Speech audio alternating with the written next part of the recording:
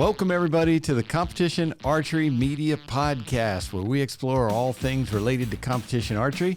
I'm your host, PJ Riley, and our CAM podcast is brought to you by our fine platinum sponsors. We've got Trueball Excel, Mathews, PSE, Black Eagle, Elite, B3 Archery, and Victory. And with us, we got a special guest today, fresh off a big win at the Rushmore Rumble. We've got Robert Householder. Robert, thanks for being here. Yes, sir, PJ. Thank you.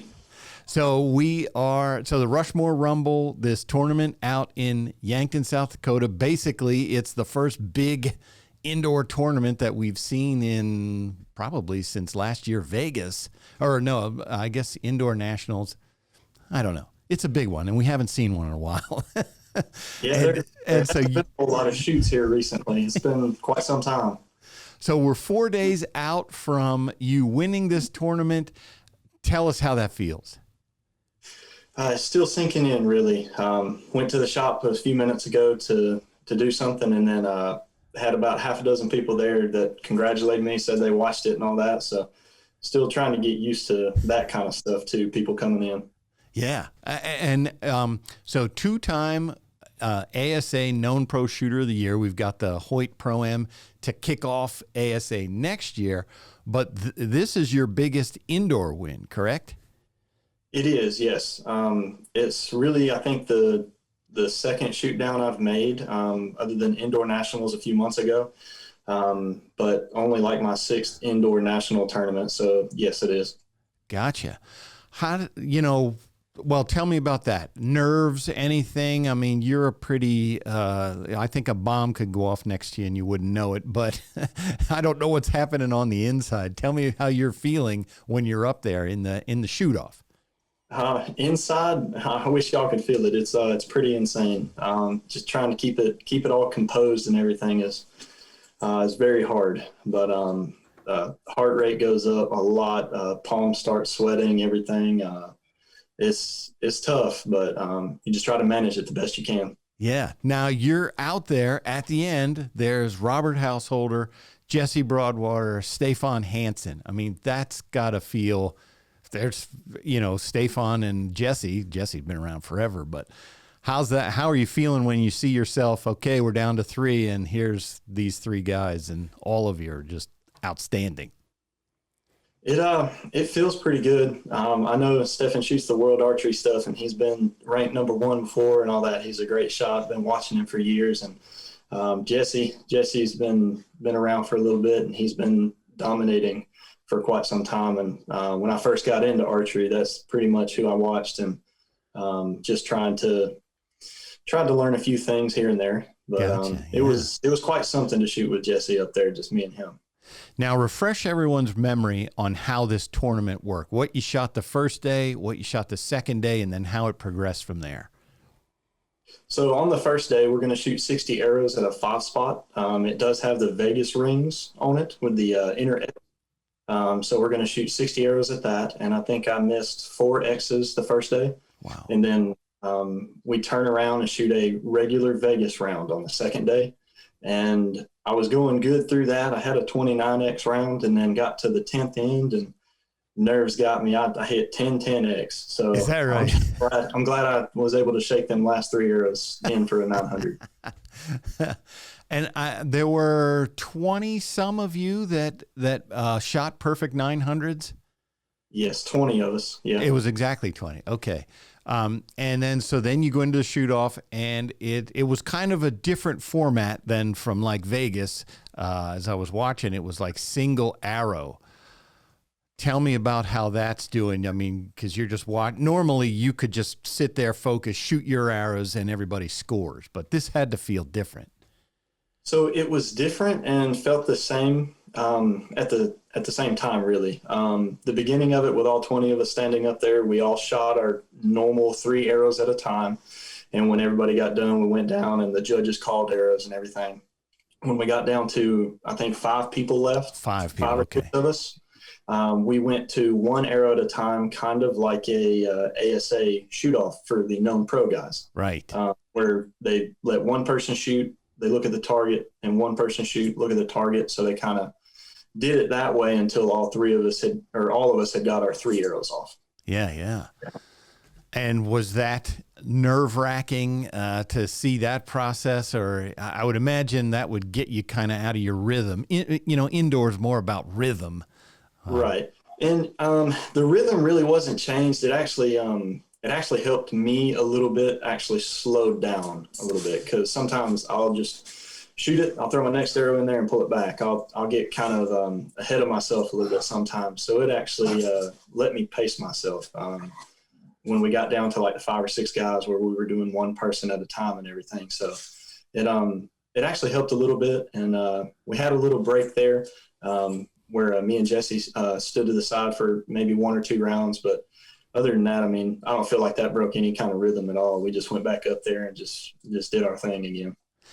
Walk me through the last end. Tell me about what was happening, what happened, how you felt. Walk us through that last end there.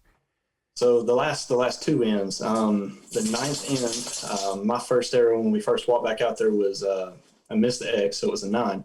And then because we're shooting inner X for 10. Yep. So I missed the first arrow. And then after I shot that first arrow, I kind of hung my head down a little bit, like, man, Jesse's got this. He ain't going to miss. And then he shot his arrow. I shot my next one. He shot his next one, and then shot my third one. And then whenever he shot, he hit a 9. He missed an X, and then we're tied. And then we go to the 10th end, and I thought it was just going to go for a whole another 30 arrows right there. That'd have been awesome. But it just worked out to where I was the last one. Gotcha. How did it feel putting that last arrow in there? Now you know you're the Rushmore Rumble champion. That was probably the hardest arrow. To be honest, it's a great feeling, but I wish I could have won a few more rounds just to stand up there with Jesse and shoot a little bit more.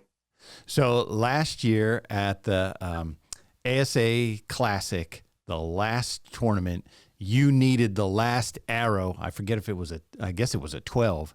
I know you needed the last arrow to take the win over Brady Hempen. Which do you think was more nerve-wracking? Oh, man. That's hard to pick right there, because I want to say the last arrow at the ASA was maybe 43, 44-yard target. I can't remember if it was a turkey or not. I think it was. I hit it on the very low side, but both of them are probably right there equal with each other as far as nerves.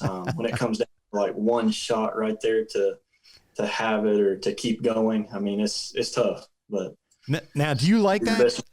Like some people like that position. They like having it on the line there. Do you like that, or do you like coming in with more of a cushion?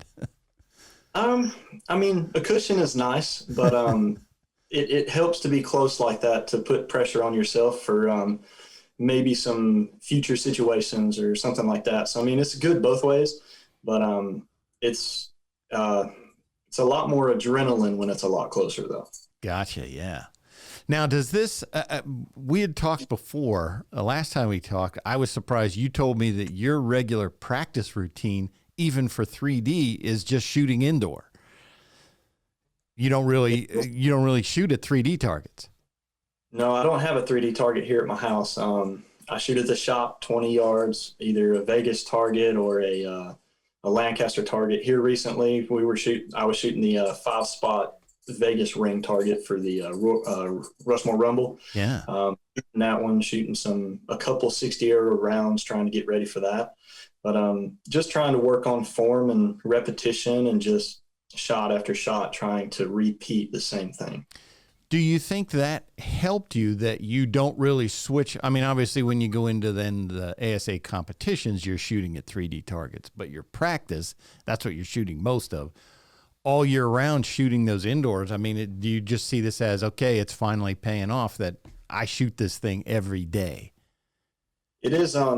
It's probably better for me that I shoot the same bow and then just change arrows, make arrows work for the bow and everything. Okay. Because I can get it lets me get very comfortable with the same bow. I don't try to change my poundage too much. I try to get my holding weight and my draw length right from bow to bow, but when I set a bow up, I try to shoot that bow a lot and then just change arrows from indoor to 3D, because I shoot a very similar size arrow. I shoot a 27 for indoor, and a 25, Super Draw 25 for 3D. So it's not a big difference, but Right. just get a sight tape for it. And I don't change my pin. I don't change my magnification from indoor to outdoor. It's the same thing. So I'm used to looking at the same sight picture as far as with a pin. Yeah. And on 3D targets, I just try to find the smallest aiming spot I can. Kind of like a little black hole in the paper target. Just find little holes, go off of arrows, go off of knocks, shadows, creases. Try to find something very small and try to shoot at that. So which bow were you shooting in Rushmore? I was shooting the new Mathews TRX 38 Gen 2. Okay, gotcha. And now you'll be shooting that exact same bow next week in Foley? Yes. Okay. All you're going to do is change arrows.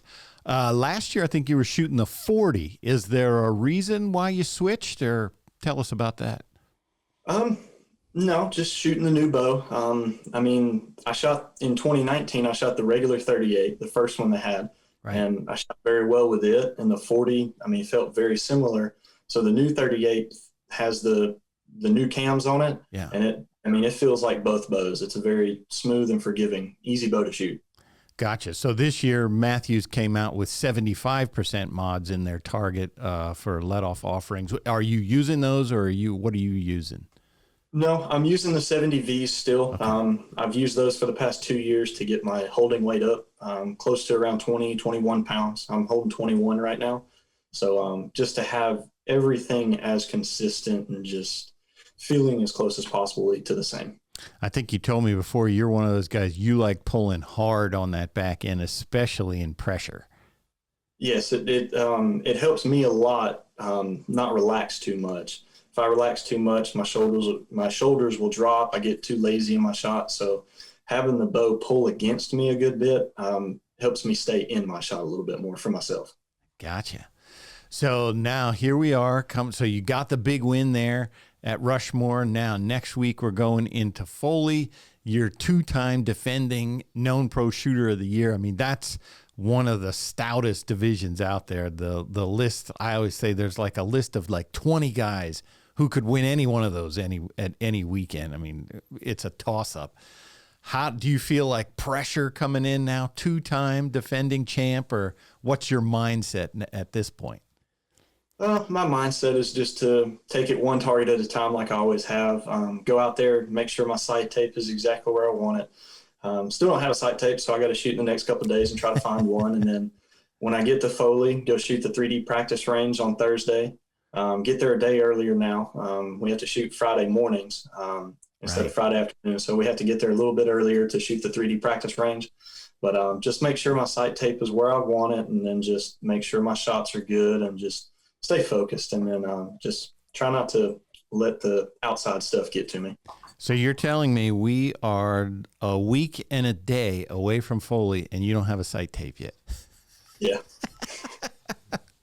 That's cutting it close. Or do you just feel comfortable? You just know you'll get it and it doesn't bother you? Well, I mean, I'm comfortable with it. I mean, and I'll know if I'm shooting good enough at distance to get a good solid mark at like 50 and be able to find a sight tape that's working for it. But I know there's some people right now with the weather that's going on, unusual weather across Texas to Ohio and all that, just freezing cold snow and all that. Some people can't even shoot outside. So, I mean, there'll be some people that have to get a sight tape out there when they get there. But I feel good as far as I'll be able to find a sight tape that works. I'm pretty sure all those Wisconsin guys right now, they're probably, all they're doing is shoveling.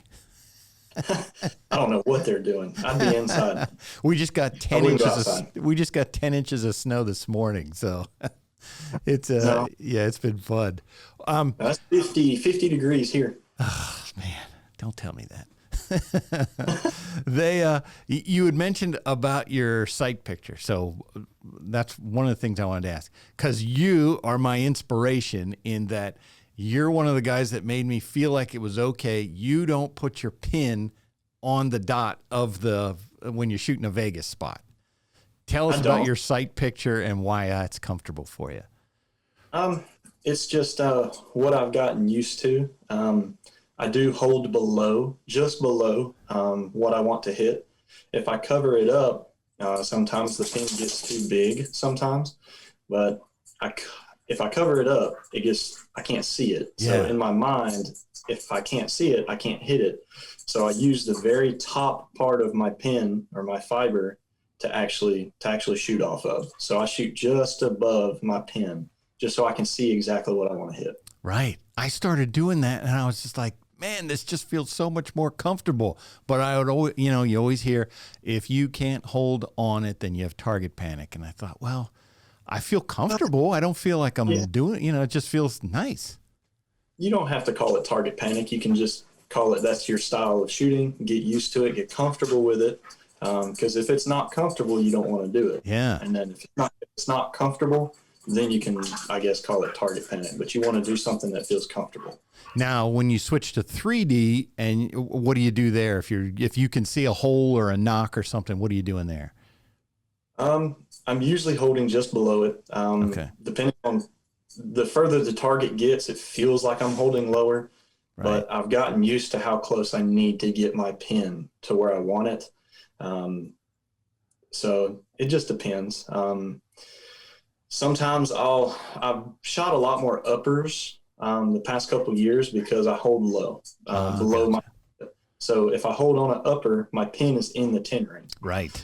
So if I aim at a lower, my pin is sitting in the 8 ring, or sometimes the small target's even a 5. Yeah. So it feels a lot more comfortable for me to have my pin in the 10 ring and hit just a little high than it does aiming in a 5 or like an 8 and try to hit high. Yeah. Will uppers have come very comfortable for me. Okay. Will you change that depending on the target? Like a deer, I know it's not quite as low that you would have to hold, or do you just go uppers now all the time? It does change from target to target depending on where other guys put their arrows. Right. If I have something to aim at a lower and I feel comfortable aiming there, I can see it just plain as day. Yeah, I'll shoot lowers. Yeah. But most of the time I'll probably call anywhere from 13 to 15, maybe uppers and around. Right. And so the other thing is you shoot a thumb trigger, and you are not shy about saying you shoot it command style. When it's ready, you hit it. Not hit it, but. Oh yeah, I hit it. You could call it that. It's set pretty light. I've gotten used to where my thumb is actually on the barrel itself, and it doesn't. I won't make it go off. Hopefully, I won't make it go off before I need to. But gotten very comfortable with actually having a subconscious shot process. Just being patient. Being patient is probably the biggest thing. Right. Not getting in too big of a hurry, because if you get too big of a hurry, you're not focusing as much as you should, I think. So being patient and let your pin get exactly where you want it.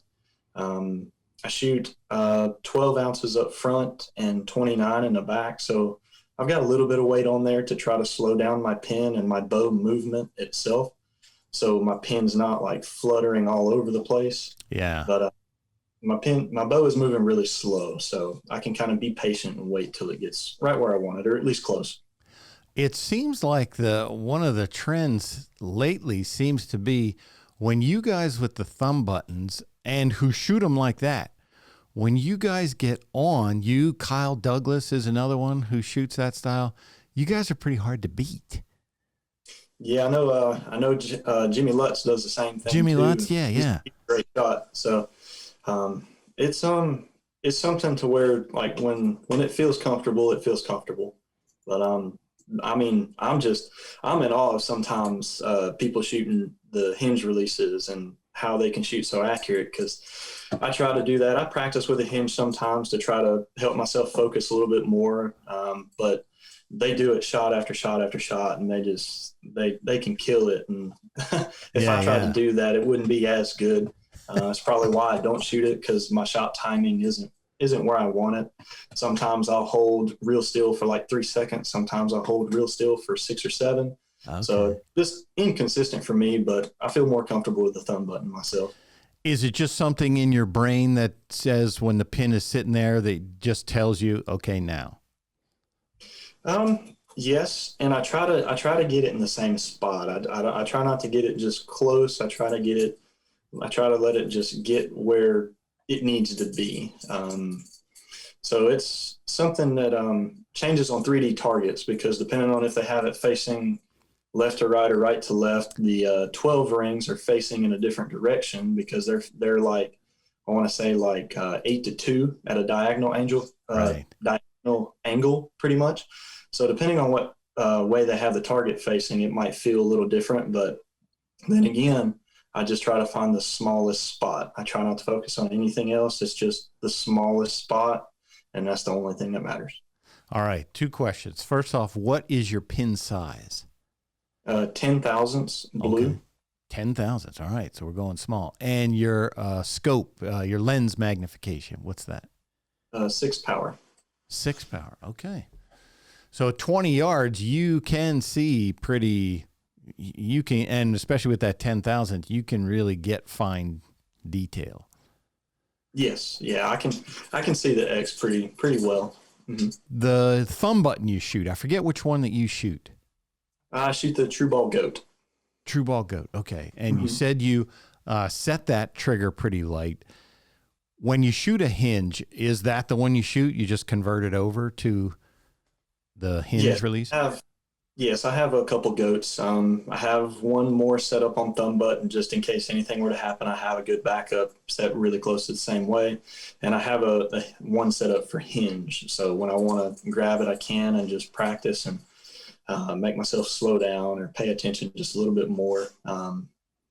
It'll help me a little bit. Gotcha. So this year is kind of weird. You know, we're still things getting shaken up. We had the Rushmore Rumble first indoor tournament. Now next week you're going to go out to Foley to shoot ASA, and then we have indoor nationals in Vegas before the next ASA. Are you planning to shoot both of those? What's your schedule look like?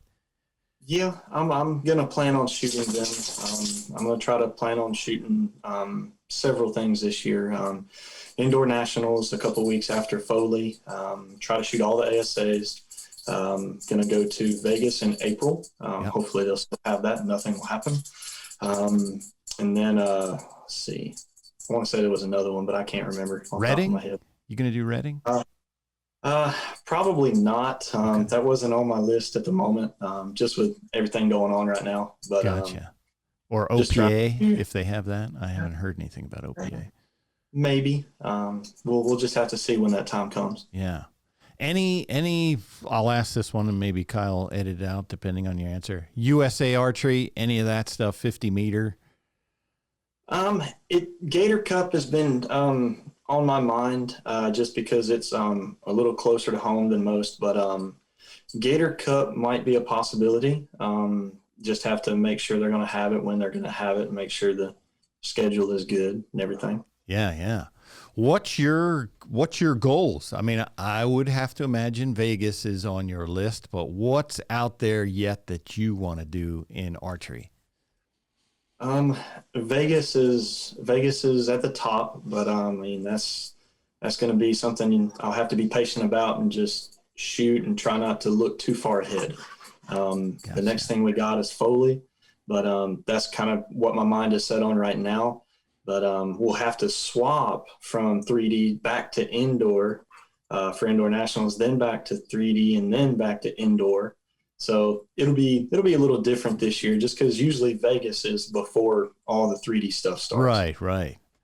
It'll be a little interesting this year. Does that mess with you at all, having to go 3D indoor? Not necessarily, because I have the sight marks on my sight as far as like on the etched side of it. Gotcha. And I shoot indoor 20 yards. So pretty much that's what I'm doing all the time. Yeah. So hopefully, I mean, that won't affect anything. Right. Lancaster Archery Classic, I would think that would fit your style of shooting with the head-to-head competition too. Yeah, that was I did that for the first time last year, and that was a lot of fun. I'll definitely be doing that every chance I get. Making the shoot up the first time I went was definitely something I didn't expect, but hopefully we'll do better next time, because my nerves have never been that bad before. Is that right? I felt like everybody could see my legs shaking. It was something else standing on that stage. So hopefully I'll get another chance. That's awesome. Yep. I've been married for just over 2 years now. And then we do have a baby coming along. We be due beginning of August is when that time frame is. So we're around one of the ASAs, but we'll, Lord willing, I'll be able to go shoot and then be there for my baby being born as well. Yeah. And full-time, you work at the archery shop, Archery Unlimited there in Alabama. Tell us how that's been, especially now. I got to imagine that you got to be building some kind of following there now with people. Certainly they know who you are by now. They do. There's a lot of people that come into the shop every day, shoot their bows and all that. And then there's a lot of guys that just hunt pretty much that are following, which is pretty crazy. But some of them are actually starting to get into 3D shooting and everything. But trying to get used to everybody that comes in that I didn't know who was paying attention, but they come in and say something about it. I'm like, dang, I didn't know you were watching too. Well, now, so you probably have heard now going forward this season here, all of the cam broadcasts of the Pressure Point Pro Shootdowns are going to be on the Sportsmans Channel. So bigger audience. We're talking millions of viewers here. Have you thought about that at all? That. Hopefully I'll get the opportunity to do that. So we'll see. Have you thought about that at all? About the now, national exposure like that? I did. It's I think it's going to be really good for the sport too. Right, definitely. So your bow there, Robert, hold that up once if you can. I think you got it behind you. All right. So the bow I shot this past weekend is actually in front of me. It's the TRX 38 Gen 2. Okay. Shoot Excel with a Zebro's light kit on it. Shrewd housing. It's a MV2 version of the housing. I actually shot it this past weekend, so they released it the new Thursday or Friday. Yeah. And that's actually what I was shooting this past weekend. Had a Hamsky Trinity target rest on there. Shrewd RevX stabilizers with the Shrewd Atlas mount on here. Gotcha. Turn it around for you. But that right there, 12 inches on the front, 29 on the back, 10-inch back bar, 30-inch front bar. I'll say the biggest thing that's probably made a good difference has been the grip, the Mathews side plates that I'm shooting, the engaged side plates. And I have a little grip tape back here on the backside. So when palms are sweaty or it's very humid outside in Alabama and it's just wet air, right, and your hands get sweaty and all that from being hot, that little grip tape there helps my hand not slide around at all. You just have the single strip on the face there rather than wrapping it around, correct? Correct. Yeah, okay. It's like a half inch wide. Just run it right down the back of the grip where you hold it.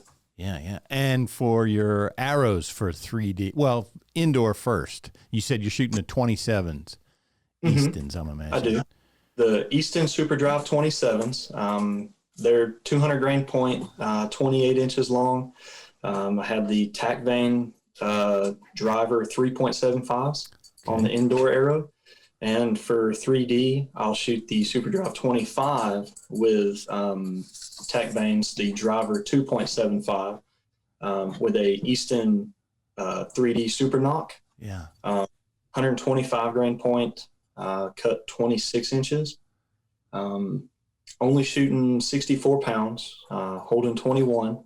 So my speed's probably somewhere around mid 270s, something like that. So okay. Not really worried about speed, just because we don't have to worry about arrow drop from misjudging a distance, because we can use a rangefinder, know how far the distance is, set our sight. So really it's just finding our spot and hitting our spot.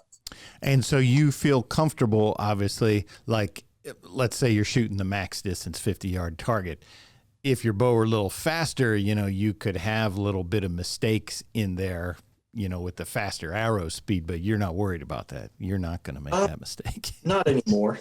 2 years ago, I shot 70 pounds, but last year I shot 64, and this year I'll shoot 64 again. But I can probably get maybe around mid 280s, something like that. But I have a shorter draw. It's only 27 and 7/8, so I don't have a 29, 30 and a half inch draw to get some speed. So right.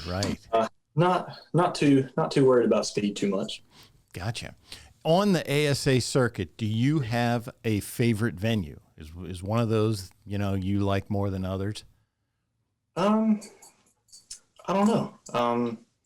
I would say that Metropolis I do like because we have some family friends that live up there, so it's a good time going up to Metropolis. They live in Paducah, but Foley, Foley's been one I haven't shot too good at, but it's super close. It's probably one of the closer ones to us. Yeah, right. But living in Alabama, we have actually a few close ones. We've got Coleman, Fort Benning over there, and then we have Foley down south. So we've got a couple close ones. So really all the close ones. I guess I should ask, is maybe on the flip side, is there one that is just your arch nemesis? Man, you're like, oh. Foley. I'll say, Foley, okay. Usually it's the first one of the year. So, but we had Foley for the Classic last year. So, and I made the shoot down at that. So hopefully that Foley thing is over with. Gotcha. I don't know why. It seems like whenever I ask which one people like the least, London always seems to come up as like, London, that one's always got my number. London's dark. And if you're on the power lines, you're aiming up and downhill. But, that one, you just kind of have to roll with it. It's tough sometimes, but I don't mind that one too much. Yeah. With your shooting schedule and you're getting practice, for these tournaments, how does that work with your work schedule at the archery shop? So practice for the tournaments is just simply showing up early before we open, and then staying late sometimes, getting a few rounds in here and there. Try to go in every day. Every day we open. We're open Monday through Saturday, only closed on Sunday. So I'll shoot 5 or 6 times a week. Okay. And are you one of those guys where you feel like you got to shoot every day and a ton of hours, or what's your practice? What do you feel comfortable with? I do feel like I'm one of those ones that has to shoot every day or has to shoot quite a bit. Maybe not a lot at one time, because usually it'll take me a couple hours to shoot 3 or 4 rounds, 5 rounds. So sometimes I don't spend that much time in there just because I'll come home and everything. Because I work all day, and I'll come home and spend some time with my wife and spend some time here. But I do feel like I have to shoot a good bit. I don't really take a whole lot of time off. Like I don't know when the last time was. I took like a month off of shooting. Really? I tried that this past year just because after the Classic, I tried it. It just felt weird not shooting my bow because I like doing it so much. I was going to ask, is it because of that? Just because you like doing it? I just like doing it.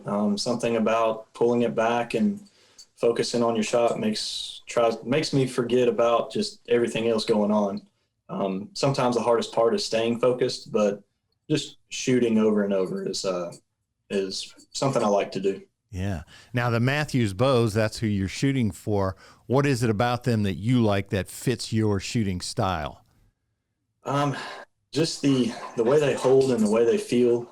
They tune very easy with the top hat kits that they have, the way you can shim the cam left and right. No washers. Don't have to hold a washer in place with an axle and try to line it up and all that. Top hat is a machined aluminum tube that goes in the limb, and there's 6 different sizes. You do have to match the pairs together, right? But you can shim it left and right to help tune your bow pretty much and help that arrow fly a little straighter. So super easy. The Last Chance archery press is probably the easiest thing to use with it as well, just because the way it fits in the limbs. Yeah. But, the way it tunes and the way it holds for me is probably the reason I like it the most. Do you find with the top hats, do you find that there's one setup that you always go to, or are all your bows different? I haven't really paid attention to it. I shoot it through paper after I get my center shot and then just go from there. I just try to, because I know every boat is different as far as like, even if you build it right next to each other, same day and everything, right off the machine press and all that, tolerances are different. Even though you got them the same, one will hold better than the other, even if you have everything right on it. Right. Just how it happens, I guess. But I'm not real worried about having everything the same. But the biggest thing that I focus on is going to be holding weight and draw length is really what I focused on the past couple of years. Gotcha. That draw length, I think you said 27 and 7/8. 7/8. Okay. What is it about that you think is working for you? Why is that the sweet spot? Like, what would happen if you went to 28? My pin would just start to float around a little bit more. Okay. Like the way it actually floats around the target, it would get a little bit bigger. I wouldn't be able to hold it as still as just a little bit shorter. So just groups open up a little bit more, especially when you start shooting a little bit more distance and everything like that. But I've never had a coach to really work with me on that stuff. Never paid anybody to actually teach me or anything. So it actually took a little while just trying a bunch of different things. And this is just where I've landed. And hopefully it'll keep working. That's where I'm going to try to make it stay. Yeah, I was going to say that. I mean, really the only way to figure that out is to just try it. I'm sure you've tried 28 and tried 27 and a half and everything, all over the place probably. Right. Because, I mean, shooting a thumb button, I mean, if I wanted to shoot a 30-inch draw, I could just make it work. Sure. But over time, it would just get very tiring and I'd get frustrated. But, I mean, having something that just makes it easier for you will just make it work out a lot better. Gotcha. All right. So coming into the ASA season, who are you looking for? Do you have any predictions this year for who's going to be going nuts this year? Who's going to really come on strong? And there's so many guys there, but I'm wondering, you see them, how they shoot. If you got any gut feeling like, I better watch this guy this year. There's so many guys. I mean, there's 20, 25 guys that can just tear it up. I mean, especially people that have been doing it for their career, like Jesse, Chance, and guys like that, Chris Perkins and everybody. But those guys could just turn it on at any moment. And they can do it day in and day out. But probably the guys that I'll be focused on more, probably Brady Hempen, Curtis, just because they were on that final stake last year for Shooter of the Year with me. So those guys I expect to do it again.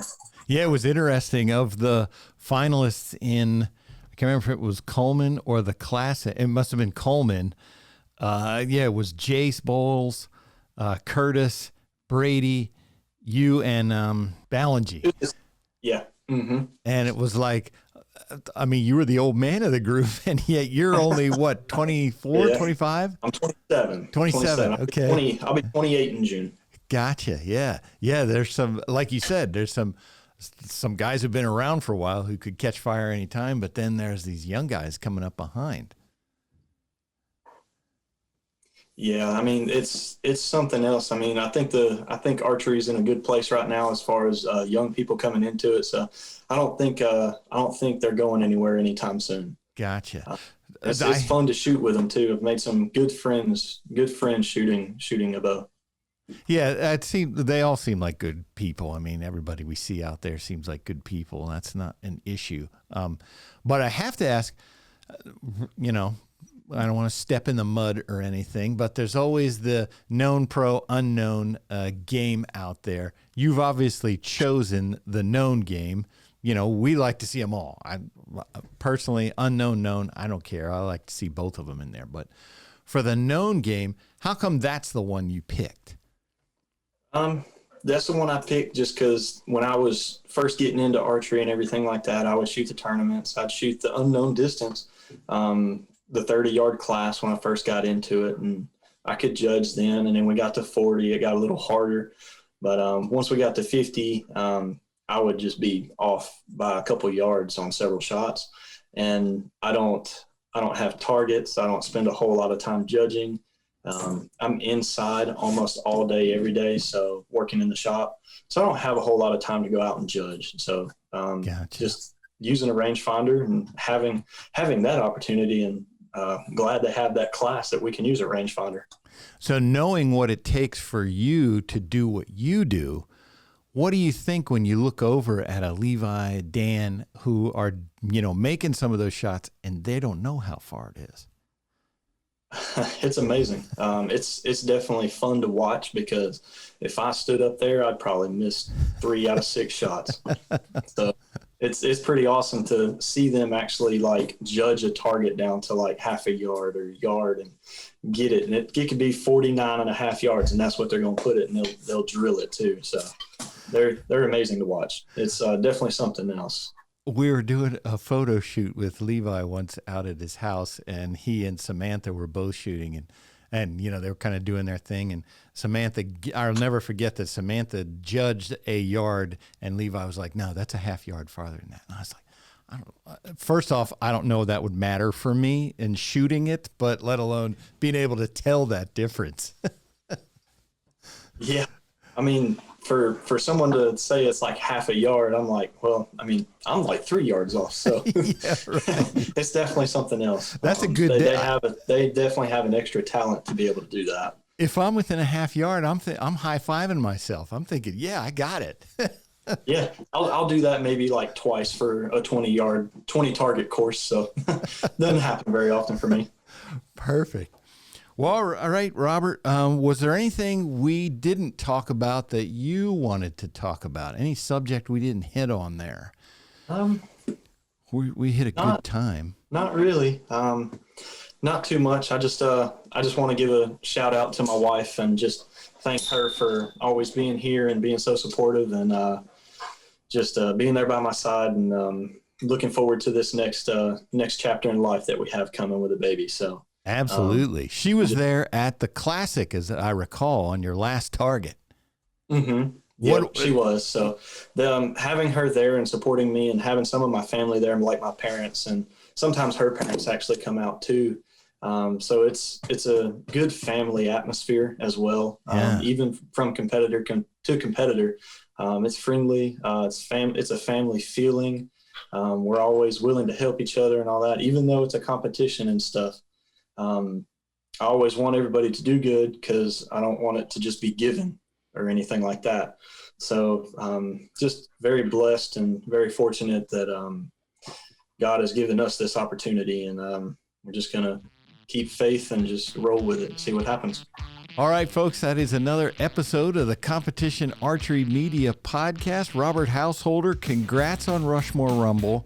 We look forward to seeing you at Foley next week, and thanks for taking time to be here today. Thank you very much, PJ. It was a blast.